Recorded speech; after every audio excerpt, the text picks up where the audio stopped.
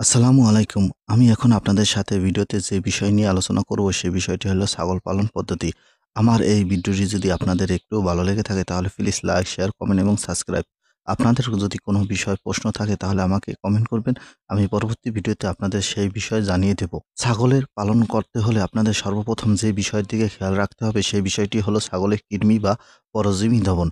যদি আপনার ছাগলকে কৃমি আক্রান্ত থাকে বা পরজীবী আক্রান্ত থাকে তাহলে আপনার ছাগলকে আপনি কষ্ট করে যে খাবার কিনে খাওয়াবেন সেই খাবারটি পরজীবী ও কৃমি খেয়ে ফেলবে। এর জন্য আপনারা সবসময় ছাগলের কৃমিমুক্ত করতে হবে এবং পরজীবী মুক্ত করতে হবে। যদি আপনার ছাগল কৃমিমুক্ত করতে না পারেন বা পরজীবী মুক্ত না করতে পারেন তাহলে আপনার ছাগলের রোগাক্রান্ত কখনোই ছাড়বে না বা আস্তে আস্তে শুকিয়ে যাবে এবং খাবার দাবার কমে যাবে।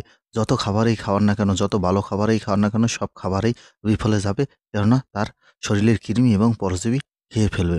কৃমি আক্রান্ত থাকলে সবসময় মনে রাখবেন আপনার ছাগলের স্বাস্থ্য ভালো হবে না এবং আস্তে আস্তে শুকিয়ে যাবে। এর জন্য প্রধান কারণটি হলো কৃমি। আর এই কৃমি যদি ঔষধ আপনারা নিয়মিত না খাইয়ে রাখেন, বছরে ৪ বার যদি কৃমির ঔষধ না খাইয়ে রাখেন বা ৩ বার যদি না খাইয়ে রাখেন, তাহলে আপনাদের এই সমস্যা হতে পারে।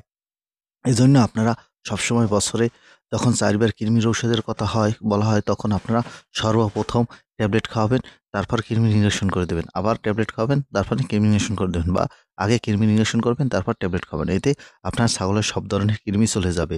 আর আপনারা যদি বাজার থেকে ট্যাবলেট কিনে খাওয়ান, ট্যাবলেটের মধ্যে ২ ধরনের ট্যাবলেট রয়েছে। এক ধরনের ট্যাবলেট হলো এক গ্রুপের ট্যাবলেট আর অন্য ধরনের ট্যাবলেটটি হলো ২ টি গ্রুপ একসাথে কাজ করে বা ২ টি গ্রুপ একসাথে মিলানো ট্যাবলেট।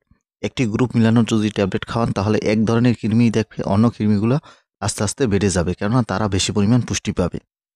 এজন্য আপনাদের সবসময় ২ টি গ্রুপের যে কম্বাইন্ড করা এই জাতীয় ঔষধ, কৃমির ঔষধ খাওয়ালে আপনাদের মোটামুটি উপকার হয়। আর যদি ইনজেকশন করতে পারেন তাহলে সব ধরনের উপকার হয়।